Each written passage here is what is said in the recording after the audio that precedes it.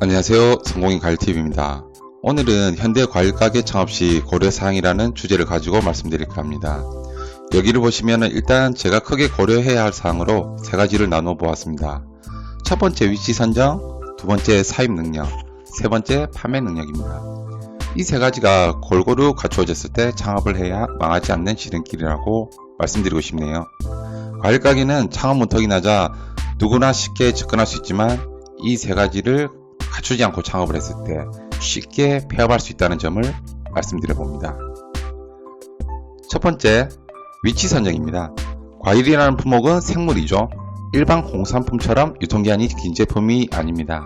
생물 장사에 있어서 가장 중요한 것이 바로 회전인데요. 과일 가게를 하기 전 우리가 가장 먼저 생각해야 할 것이 바로 가게 위치입니다. 일단 위치는 유동인구가 많은 곳이 좋긴 합니다. 그러나 단순히 유동인구가 많다고 하여서 과일 가게가 잘 되진 않아요. 소비층을 파악해야 합니다. 기본적으로 우리가 팔 과일의 주 소비층이 30대 여성 이상인 것을 겨냥하여 선정하되 너무 소득 수준이 낮은 곳은 기피해야 할 필요가 있습니다. 왜냐하면 현대 과일의 특성상 매 신품종이 많이 나오는 시대입니다. 어느 정도 상권 수준이 있으면 시시각각 변해가는 상황에 따라 대처하여 장기적으로 봤을 때 좋습니다. 그리고 주변에 아파트 상권인지 시장 상권인지를 파악해야 합니다. 시장 안에 가게를 차리든지 시장 바로 인근에 가게를 차렸을 경우 단일 과일 장사로서의 승산은 있어요. 우리 과일 가게에서 과일을 구매하고 옆에서 야채 및 생선, 부식 등을 쉽게 구입할 수 있다는 이점이 있습니다. 하지만 아파트 상권이나 일반 로드샵일 경우는 과일 단품목만으로는 사람들의 방문을 유도하기가 그렇게 쉽지만은 않습니다. 이럴 때는 과일뿐만 아니라 약간의 야채와 수산을 곁들이는 편이 좋긴 합니다. 현대인들은 귀차니즘이라는 문화가 있어서 구입 경로가 조금만 불편해도 방문을 잘 하지 않거든요. 각각의 장단점은 있지만 둘 다 공통적인 부분이 과일 가게 창업을 하시고 나서 필수적인 것이 마케팅입니다. 자신의 가게를 알리는 브랜딩을 꼭 하셔야 됩니다. 카페나 밴드는 필수적이고요. 월세를 조금 더 주더라도 생물 특성상 자리는 동선을 확실히 고려해서 창업하시는 게 좋습니다. 두 번째, 사입 능력입니다. 현대 시장에서 과일은 엄청난 정보전이죠. 예전에 비해 최근에 과일 창업을 원하는 분들의 연령이 현저히 낮아졌습니다. 이제는 20대 분들도 과일 가게에 창업을 관심을 두고 있어요. 지역 곳곳에 생겨나는 과일 가게는 요즘 젊은 창업자분들이 많습니다. 그러기에 옛날처럼 인근 공판장이나 시장에서 물건을 떼다 팔면 되던 그런 시절은 지났습니다. 과일 가게 창업을 준비하시는 분들의 가장 어려운 점이 바로 물건 사입인데요. 저도 이 부분을 상당히 중요시 여깁니다. 현대는 자유 경쟁 시대입니다. 내 가게 바로 옆에 다른 과일 가게가 생겨나도 이겨낼 수 있는 나만의 독립된 사입 능력을 갖춰야 합니다. 아예 넘보지 않게 만들어야 합니다. 그러면 어떻게 사입 능력을 키울 수 있을까요? 지역마다 공판장이 있지만 입고 다니는 과일의 품질이 지역 공판장마다 많이 차이가 납니다.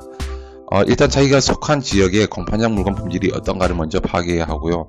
가락시장처럼 품질 좋은 물건이 많이 들어오는 공판장도 있지만 지방에는 과일의 품질이 너무 낮아서 과일 전문 위택 상의를 거래하기도 합니다. 어딜 거래하시든지 다 좋습니다. 여기서 공통적으로 들어가야 할 부분이 있는데요. 바로 산지 사입이에요.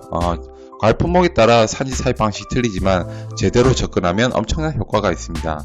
일부 과일 업계에 있으신 분들은 산지가 비싸다, 산지 거래는 좋지 않다는 분들도 계시는데 이건 좀 잘못된 생각입니다. 물론 품질이 너무 좋지 않은 물건들은 지역 공판장이 살 수도 있습니다. 하지만 중급 이상의 품질을 가진 과일을 본다면 일정한 양을 매입했을 때 같은 날 같은 지역의 제철 과일은 산지가 더 삽니다. 그렇게 유통구조가 되어 있고요. 다만 양을 빼지 못해서 사입을 못하는 분들도 많으신데 이럴 땐 유통기한이 오래가는 품목부터 꼭 산지 사입을 겸비하셔야 합니다. 그리고 팔로를 스스로 키워야 해요. 우리가 모르는 팔로 방법은 너무나도 많습니다. 꼭 제철 과일만큼은 산지 사입을 겸비하는 사입 능력이 갖추었을 때 창업하라고 말씀드리고 싶습니다. 산지 사입의 구체적인 것은 나중에 다시 한번 다루겠습니다.